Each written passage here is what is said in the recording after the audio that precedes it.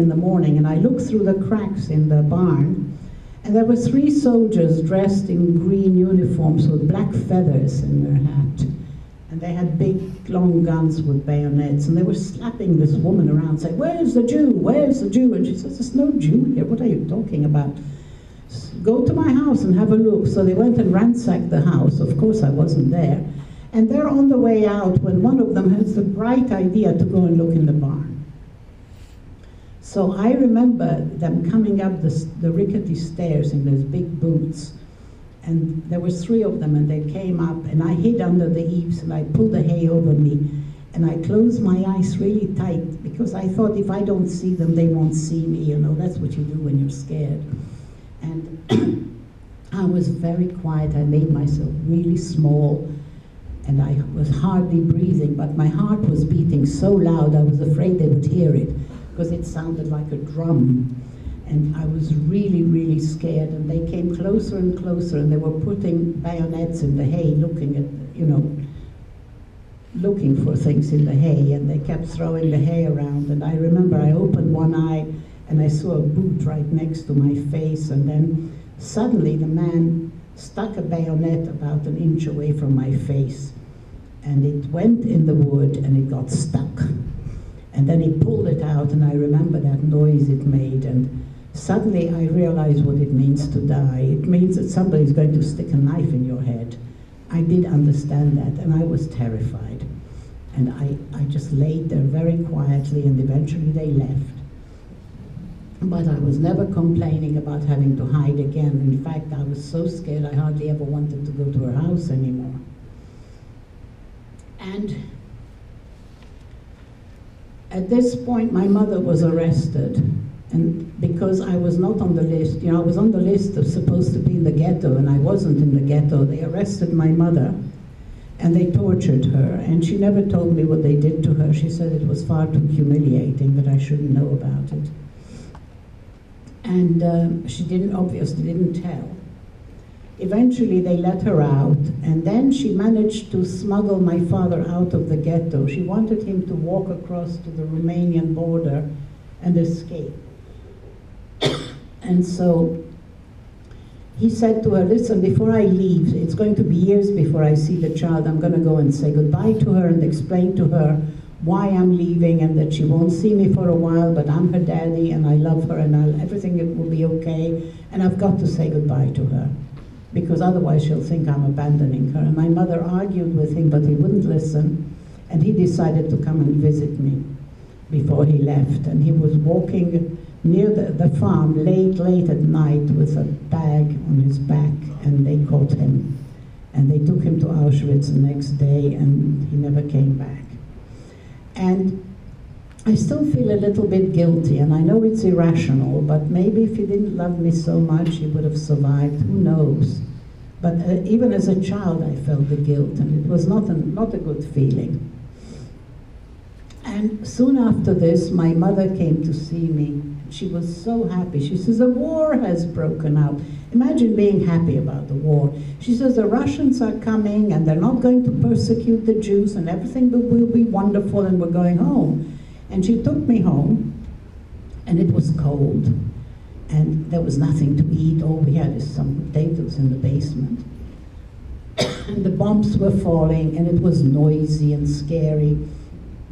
And you know, every time there was an air raid, we went down to the basement, and after a while we stopped going to the basement because there was 7, 8 air raids every day.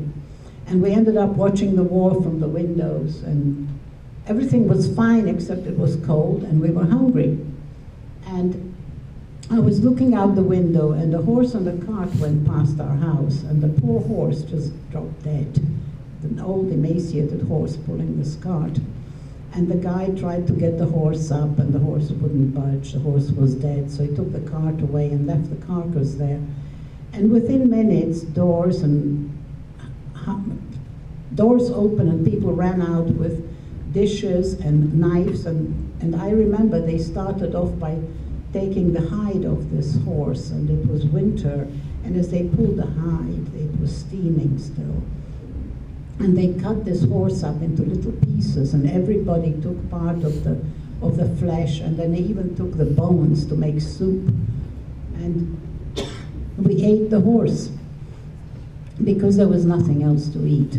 And I love horses. I had 2 old horses. They died of old age in my house here. They were 30 years old. I love horses, and I would never eat a horse. But when you're hungry, you'd be surprised what you will do, what you will eat, because we were really hungry. And the war was going on, and the Russians were on one side of the river, and we were on the other. And the river was frozen, and the Russian soldiers started marching across the river towards our bank. And they were linking arms and singing. And they came up the bank, and they were shot by machine gun fire. And then another lot came over, and then another lot, and then another lot. So many that eventually the corpses built up like a wall. You couldn't see the river anymore. And when the last lot came over the top, people stopped shooting. Maybe they ran out of bullets. I don't know why, but they just came over the top, and we were under Russian occupation. Well, this wasn't warm and fuzzy either. You know, not like my mom said, or she was hoping. No, they were not persecuting Jews, but they were persecuting women. They were chasing and hunting for women. They stole everything they could lay their hands on. And the women in the street hid in my mother's house. She made a false wall in the bathroom, and they were all cowering in there, terrified. And my mother, who was very resourceful at this point, decided to do something about it. So she went and made herself look like an old woman. She put some chalk in her hair and an old scarf, and she bent over and put a pillow on her back and an old gray dress, and blackened her teeth, and got a cane to pretend that she was an old hag, and she walked over to the commander of the town's garrison. And to her surprise, the commander was a young woman. By this time, the Russians had lost so many people in the war that they were promoting women and young men to big positions. And she said to this woman, "Listen, I'm a dressmaker. Come to my house, and I'm going to make you look very pretty. You shouldn't be wearing this ugly uniform, you know, it's not really doing anything for you. Come to my house." She was talking through an interpreter, and got this woman to come to our house. And I remember she took a drape from the window and wrapped it around her, and she made her a lovely dress, and she even dressed her hair. And the woman was so happy that we started having food. We had chickens and eggs and butter, even a piece of chocolate, which was unheard of. And everybody was eating, eating, eating. The only problem is we still couldn't go out. And then this Russian woman brought some other Russian women, and my mother said to her, "Listen, we need a guard, because we can't live like this, you know, we can't get out." So they sent us a guard. The guard's name was Ivan, and he was about 17, maybe 16 or 17. He was a captain. And he had an old sidekick, an old man who played the accordion. And these 2 guys were drunk all the time. I've never seen people who could drink like that, but they were happy drunks, you know, they sang. And when we ran out of wood, they broke up the antique furniture and burned it. And they would take pot shots at the moldings in the ceiling. But they were very nice to me. They taught me how to sing in Russian, how to dance. And it was quite a happy little time for me. And one day Ivan brought a goose liver for my mother to cook. And you know, a goose liver was a big delicacy, and it had a little bit of blood on it. So Ivan decided to wash it before he gave it to my mother. And not having had running water where he came from, he decided to wash it in the toilet. So he's washing this thing in the toilet. There's not enough water. He pulls the chain. The liver goes away. Ivan shoots the toilet. Anyway, that was Ivan, but he was very, very nice. And one day I was sick, and I remember he brought me an orange. I'd never seen an orange before, because in those days you only ate fruits that grew around where you lived. And I remember unwrapping the white paper and seeing this orange. It was like the rising sun. You have no idea what an orange would be to a child who'd been starved. It was amazing, and the smell and the taste. My mother gave me bits of it, and then she candied the rest of it. And I wanted to eat it all the time, and I was only allowed to eat it when I was sick, and I wanted to be sick all the time, just to get that orange. And you know, to this day, every time I look at an orange, I feel extremely happy and rich. You know, people said to me, how does not having had food as a child affect you? I tell them I eat the leftovers, can you tell? Anyhow, at this point, my mother came to see me and she said, oh, the Russians eventually went into a camp outside the town and we were back to sort of normal living. And my mother came to see me and she says, listen, Daddy's coming home. And I said, how come? She says, well, there's some people coming back from the camp, some survivors, and they're coming at 6 o'clock tonight. The train is coming tonight.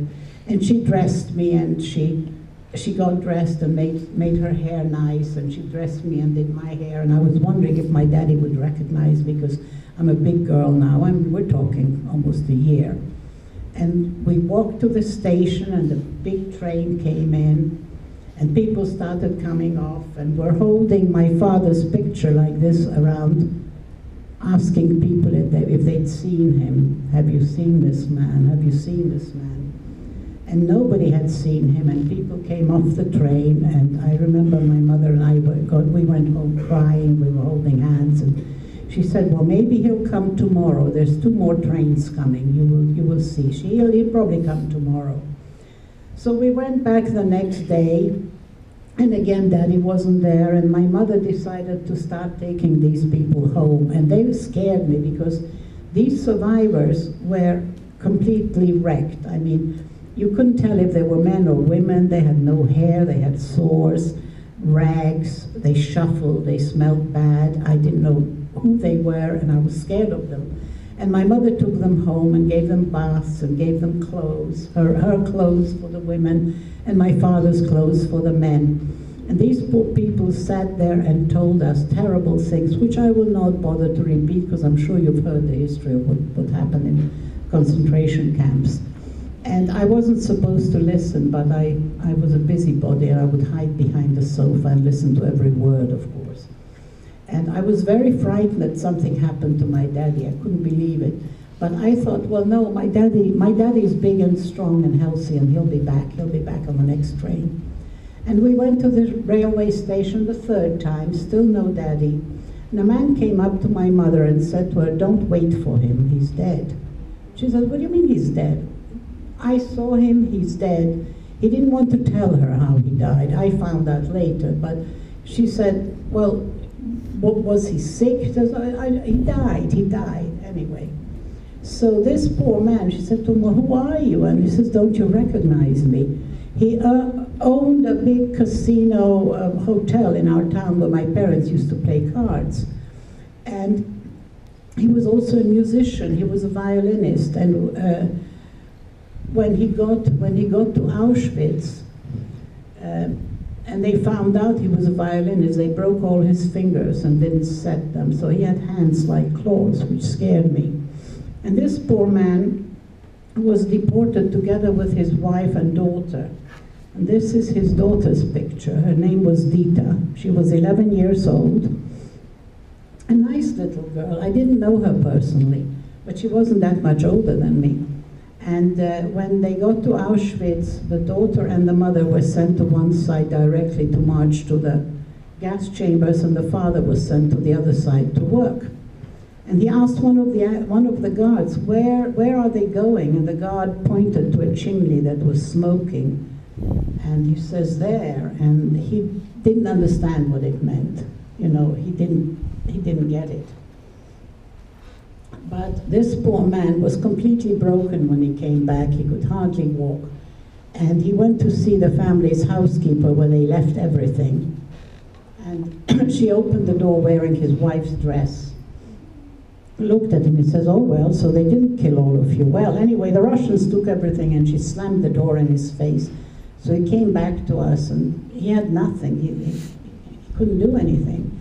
And so he stayed with us. He stayed with us, and slowly over a number of, maybe a year or two, we cobbled together a family out of 2 broken families. We kind of made one family, and he became my stepfather, but he was never my daddy. He couldn't replace my daddy, and I could never replace his daughter. He was always talking about her to me, about what she was very happy and how she liked to dance, and she wanted to be an actress when she grew up, and she was a very good student. And he was constantly talking about her, so I got to know her quite well. And you know, I feel bad because this little girl, I had the life she should have had. I had her dad, I had the time, I had life, and she didn't get anything. She was 11 years old and she was murdered. And my stepfather at this point decided to bring his old mother, who lived in Romania, to come and live with us, the old Jewish mother. And my mother brought her own Catholic mother to live with us. And these women battled for my soul. It was awful. I was dragged to the synagogue on Saturday, church on Sunday, synagogue on Saturday, church on Sunday. I preferred the church because it smelled better. And also I didn't have to sit upstairs with just the women. But I tell you, I had so much religion shoved down my throat. It's enough to stop you ever going into a church or a synagogue. And when I was about, I would say maybe 9, my stepfather told me how my father died. My father and a friend from town stole a piece of bread, and they were caught. And the commander decided to make an example of them, so they stripped them naked. And this was like in Poland in very early spring, so it was cold.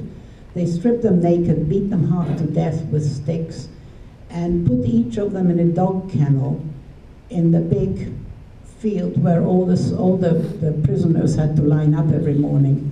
And it took my father 2 days and a night to die. And when I heard this, I became extremely bitter and very full of hatred. All I wanted to do is revenge, revenge, revenge. You know, I kept thinking what I would do to these people who did this to my dad, and the horrible ways that I would kill them. I would skin them, and I would stab them, and I would torture them to death, and I just wanted to kill, kill, kill. I became very bitter. And you know, it took me 50 years to stop hating. It was a slow process because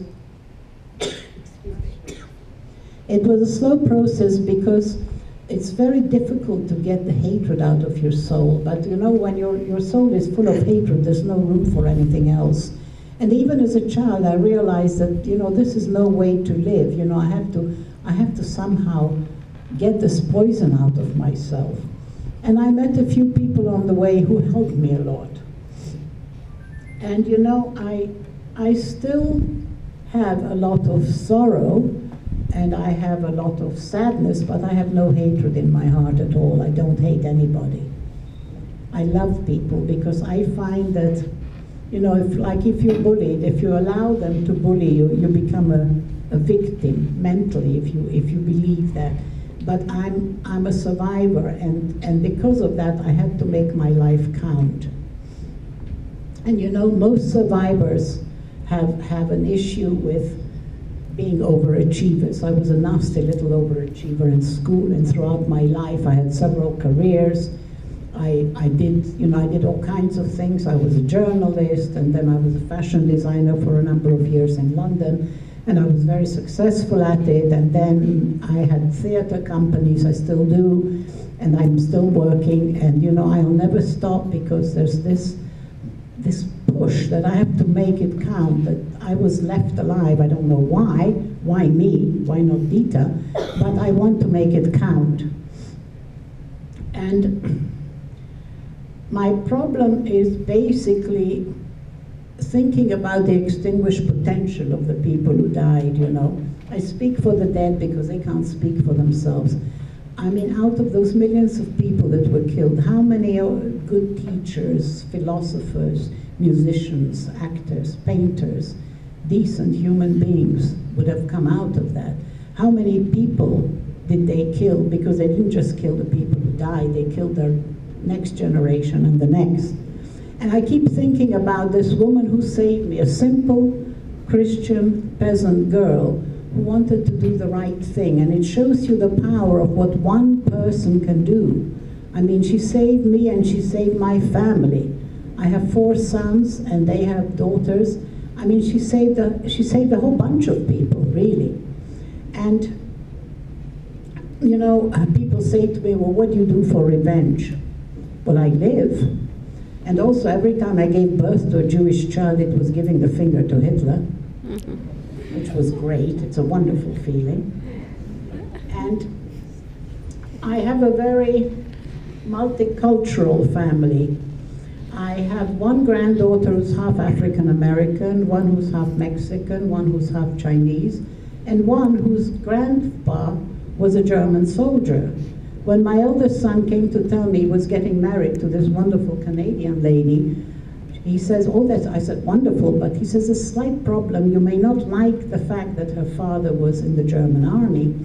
So I swallowed, and then I swallowed again, and again, and then I thought, no, we don't visit the sins of the father on the children. And in fact, she's a wonderful woman, my daughter-in-law. And her daughter, her little daughter, is the one that has slight problems because she loved her German grandpa who lived in Canada. And when she was in middle school, about your age, they were teaching them world history. And she came home and she said to her mother, you never told me that grandpa was in the wrong war.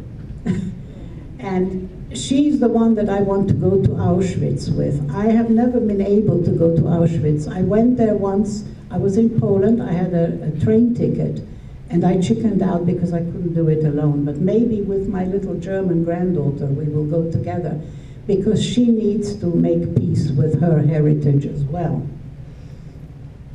And basically, you know, I feel that 10% of people are really, really kind. I mean, they're wonderful. 10% are pure evil.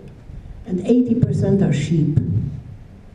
And if you're going to be a sheep, be very careful who the shepherd is, because that can determine what you do with your life. Because unfortunately, sheep will follow. And you know, sheep tend to follow the bully much easier, because all they have to do is stand by and giggle when somebody is being bullied. But to be good, you actually have to do something. Maybe just stand next to the person who's bullied, or go and sit with a kid that nobody wants to sit with. Acts of kindness, a little one every day, can make a difference in people's lives. It really does. And you know, you realize the power that you have, because that one person, she saved me and 4 sons and 4 grandchildren, and who knows how many more people will come after us. And don't look away, you know. Don't look away, because, you know, bullying is the same sort of thing, because the Holocaust and